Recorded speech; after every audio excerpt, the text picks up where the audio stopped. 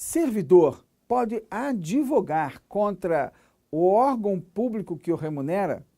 Veja que interessante situação ocorreu e foi submetida ao Poder Judiciário e nós, professor Jacobi Fernandes e sua equipe, selecionamos para você. De acordo com a 2ª Vara Federal do Tocantins, um servidor público não pode exercer advocacia contra o ente público que o remunera. A 2ª Vara negou o mandado de segurança de um servidor do Instituto Nacional de Colonização e Reforma Agrária, INCRA, que solicitou a reativação do controle de recepção prévia no edifício onde trabalha.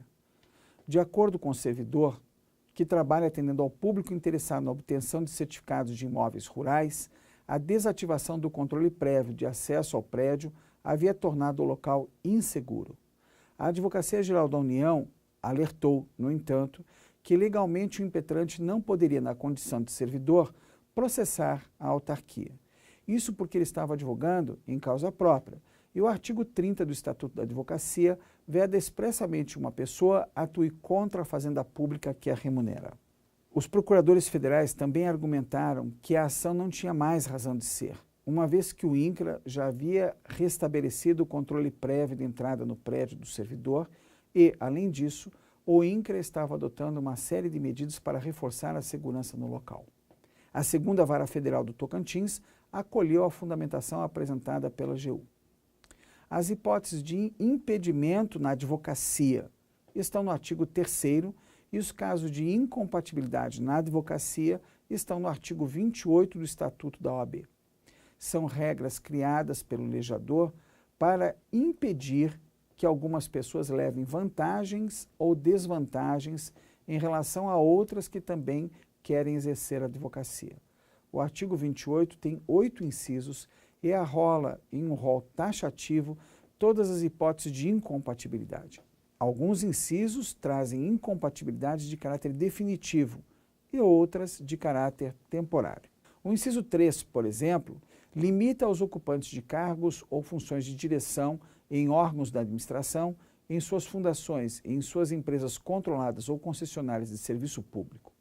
O inciso 4 limita a ocupantes de cargos ou funções vinculados direto ou indiretamente a qualquer órgão do Poder Judiciário e os que exercem serviços notariais e de registro.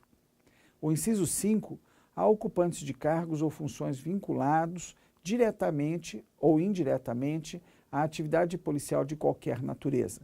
O inciso 8º, por sua vez, a ocupantes de cargos ou funções que tenham competência de lançamento, arrecadação ou fiscalização de tributos e contribuições para fiscais. Já o inciso 8º limita a ocupantes de funções de direção e gerência em instituições financeiras, inclusive privadas, com informações do portal da Conjur. Vamos fazer agora uma análise sobre esse julgado. Em primeiro lugar, era necessário que os órgãos de controle tivessem ouvido o servidor. Era necessário que o servidor tivesse, em primeiro lugar, levado o caso à sua chefia por escrito e depois aos demais órgãos de controle. É lamentável que ele tenha que ter ido ao Poder Judiciário para zelar pela sua própria segurança e aos demais usuários do serviço público. É lamentável que ele tenha que ter adotado essa atitude extrema. Mas também é lamentável a posição da AGU, que deveria, na primeira manifestação, pedir a procedência da ação, tendo em vista, inclusive, que o INCRA já havia restabelecido as questões da portaria.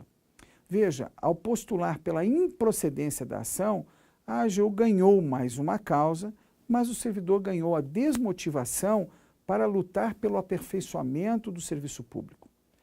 A extinção do feito poderia ter ocorrido por acordo entre as partes, e isso valorizaria o esforço desse servidor de ter buscado o aprimoramento da administração pública.